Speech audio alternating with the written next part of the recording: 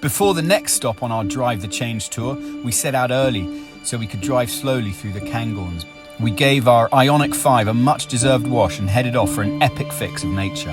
It was incredible to see the seasons literally change as you drive through the landscape. And I got Steve to agree to an extra stop so we could do an icy plunge before returning to Findhorn to meet our next changemaker, Kosha.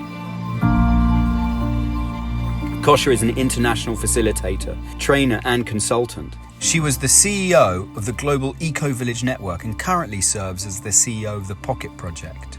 Kosha's led such a diverse and creative life, traveling and living in almost 50 countries. And it's her insight and thoughts on community and its healing power that I'm especially curious about. We all think we live in community. Every day there's like, oh, I'm in my family and I live in a city, of course I'm in a community. I think, many of us are really looking for what is mine to do, what is mine to give.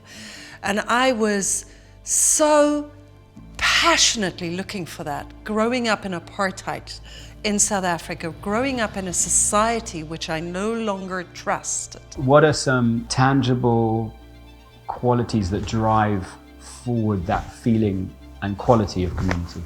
So I would invite people to look at what are the seeds for community in my workplace, in my team, in my family, in my neighborhood.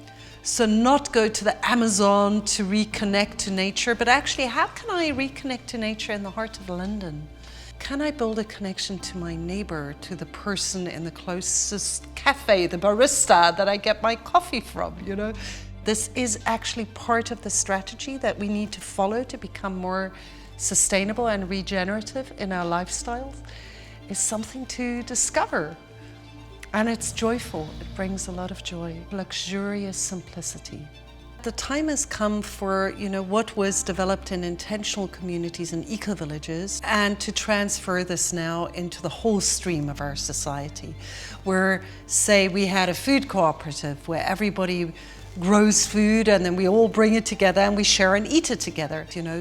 Areas where people are having a really hard time, are in poverty, there's no need anymore. We're speaking about food, we're speaking about transport, but of course the same is true for electrical appliances, for houses, for clothes that we wear. How can we share more and own less? If you had a microphone that would broadcast your voice to every community in the world, and you had to share a message, what would that be? We were never meant to feel what is happening alone. It is absolutely and utterly overwhelming for young people to receive the news that life on the planet is dying. So if this is too much for you to process, to actually feel in your heart, you are a full human being. You are actually healthy. And I could personally sense the wind of change at COP26 this year, and the intensity of the young people, of the indigenous people, knocking on the doors saying, what is this? You're not giving us what we need for the future of the planet. And I believe deeply that sharing as human beings is part of the step of sharing with all living systems. So finding solutions to the climate crisis and finding the solution to our broken hearts is the same. When we're able to grow some of our own food, when we're able to connect around recycling our clothes, I don't need to throw mine away, you don't need to throw yours away. Let's share, and as women come together and clothes exchange parties, There's so much fun in that.